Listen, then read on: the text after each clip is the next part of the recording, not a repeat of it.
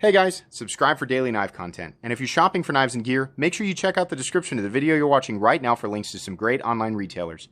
There's also individual links for knives that I personally recommend. Thanks! What's going on YouTube? Metal Complex here, and today I've got more of just an overview and kind of discussion to share with you guys. This is the Cutlery Shoppe exclusive Spyderco PM2 Wharncliffe. Wow, how interesting. Yeah, this is, so I've always made the comment that Spyderco knives look like birds, right? I mean, the Spyderco PM2, I've thought that's the most bird-like looking, well, bird-looking knife that I've ever seen in my entire life, right? This is more, it's more so, right? But I do think this is cool, and I have a few thoughts. I have reviewed the PM2 many, many times. I think the PM2 obviously has stood the test of time. We're looking at G10 and S30V here, US made, running on phosphor bronze, obviously, very ergonomic design. Spyderco does a good heat treat. They have good fit and finish. People have pointed out the PM2 has awkward ratios between blade and handle, right? Yeah. So all of the same thoughts that I've always had still apply here, absolutely. But this blade shape, I've realized through using other knives with similar blade shapes day to day, I found that while I prefer the aesthetic of a simple drop point or clip point or something that's more that, right? When we're talking about Spyderco knives, they take normal blade shapes and turn them into something super weird and different because of the big, opening hole that looks like the eye of a bird, right? In this case.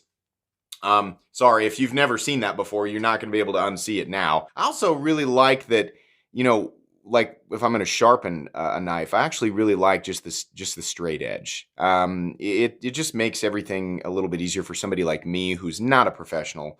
I use a KME. It's guided. It does most of the work for me, and I still don't do a fantastic job with it. But I found that just makes things a little bit easier. I don't know. I'm gonna talk about this for just a little bit. It's not gonna be a super long video. Thanks so much to my generous patrons for supporting me right now. There's a link for Patreon down in the description, and please make sure to follow me on Instagram at metal_complex. I'm not gonna do specs or anything like that on this knife. The PM2 is I'm not gonna do the full thing that I normally do. The PM2 is 8.3 inches overall with about a 3.5 inch blade. Probably, what is the cutting edge? I guess we might as well measure the cutting edge since I don't know it right off the top of my head. The cutting edge is exactly the same as it's always been at about 3 1/8, right? Everything that I like about the PM2 still applies here. And not in not every circumstance. Let me get out a cleaner PM2 to compare with, because we really should have a PM2 out here to be comparing with. By the way, I should say this right off the bat before I start yakking. This PM2 was it was a Cutlery Shoppe exclusive. One of 900 pieces. That was that run. So that kind of in a way tells me that that's it, but also it wouldn't surprise me if they did another one, right? So I don't know. This is not available at the time of this video, but I pre-record a lot of my content a few weeks in advance. So by the time you guys see this, you might know something that I didn't know when I recorded this, right? So, but anyways, this was actually donated to the channel by my good buddy Ricky. Actually, he is a close personal friend who's been around since literally day one. He's actually been in a few videos with me. So he donated this, and I'm going to be giving it away brand new. I haven't been using it or anything like that. I'm going to be giving it away as part of my 50,000 subscriber giveaway. There's a bunch of knives that I'm going to do in that video. I'll update you guys here soon on that. But yeah, thank you very much, Ricky. That was super cool. If you're not subscribed, make sure you're subscribed because there's going to be this and a whole bunch of other cool stuff as part of that giveaway. So the PM2, I did used to EDC a PM2. The one that I had, actually I had a couple different ones. The reason that this one looks so much longer is because the camera's an angle here, but they are exactly the same. I EDC'd the standard S30V PM2. This is the other one here. This is my PM2, the one that I used to EDC. And before that, I actually EDC'd an S110V PM2. And I really, really enjoyed the PM2 as an EDC knife. I found that, of course, the height here between the spine and the top of this opening hole, I found that sometimes, right, most of the time my knife pocket is, dedicated to the knife. If I ever slipped anything in there, I found that the PM2 was wide enough of an object that I was like, yeah, it's kind of, there's a lot of stuff in this pocket, right? But no, I mean, the weight on it didn't really bother me. The size didn't. And I really, really enjoyed using it. That's the thing. That's the nice thing about the PM2. Other than maybe pushing down really hard right here where that ramp is kind of digging into your hand. The PM2 is really just a joy to use. And I do really appreciate, a lot of people say, oh, I hate, the aesthetic of the, how much handle there is to how much blade there is. I mean, the ratio is just crazy. If I'm going to have that much handle, I want more blade. I found that, I can accomplish pretty much any common task, throughout my day with no more than a 2-inch blade. I carry knives that have, larger blades simply because I enjoy them, right? Every now and then I come across a task that requires a larger blade, but the PM2 literally, when I EDC'd it, accomplished everything that, I needed it to do. So, for me, when I look at these two and I think about what was cumbersome when I was EDCing the PM2, some situations were made more cumbersome by the belly. And if I wanted to do a draw cut, I mean, you can make it work. You can force that blade through material and draw. You can just take the tip, right? This is my buddy Terran's PM2, which is going to need to be touched up a bit. He's kind of, the tip is not super present there. Yeah, you can drag that tip through material, right? You can. But a blade like this, Wharncliffe style blade, where the tip drops or the nose drops, that is much easier. It also, I mean, it's just a little bit more friendly digging the tip into packages. The Edge just wants to do that, And that's largely the reason why your utility box cutters are shaped exactly the same way. So, I mean, you guys can probably kind of get the idea of, well, I don't think this video needs to be longer than about 10 minutes. The thing that I appreciate here about what Cutlery Shoppe did is, while we have seen a rise in Spyderco PM2 prices and actually just Spyderco prices across the board, they didn't really bump the price. I think these were $155, $156. Now, what the secondary market's doing with them is, whatever, right?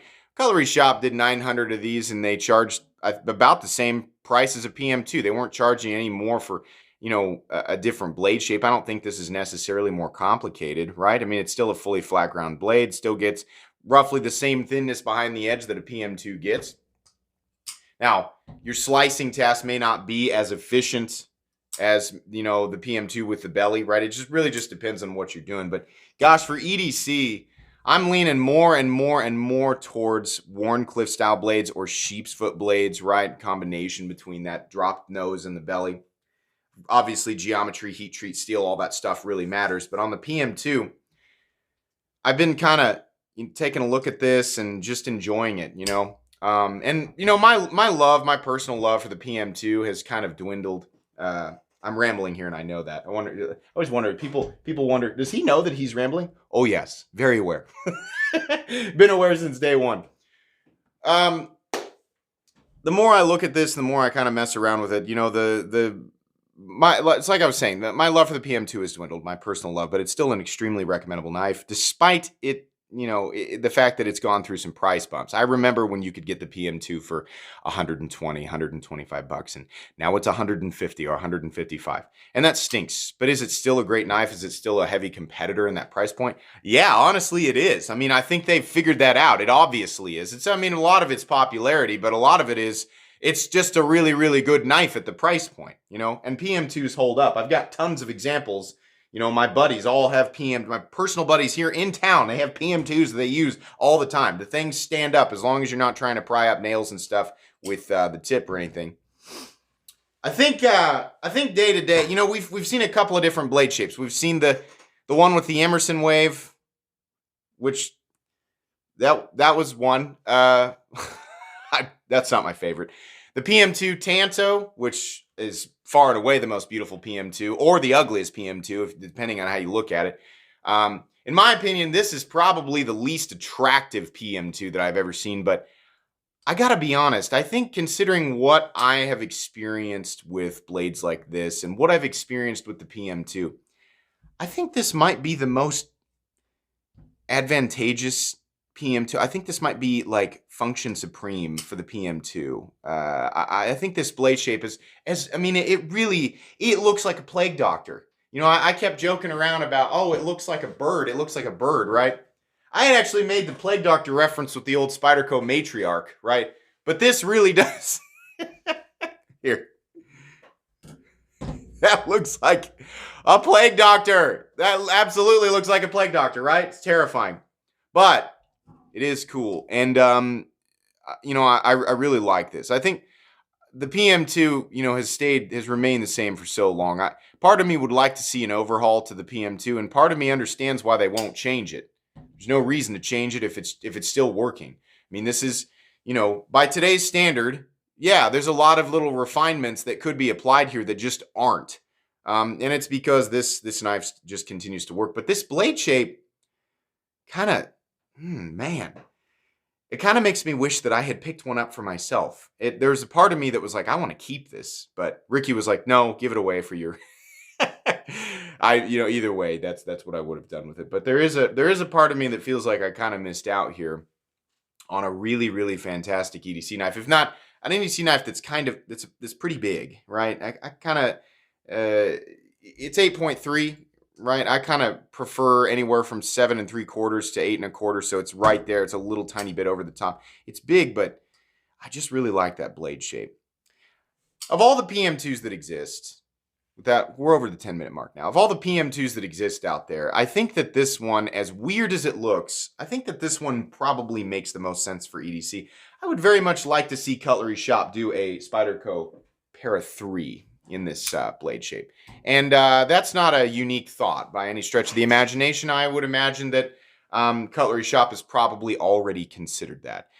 If that day does come, or if that's something that's, you know, already planned, I think that would be an excellent blade shape for the PM2. In fact, I think I would go for that.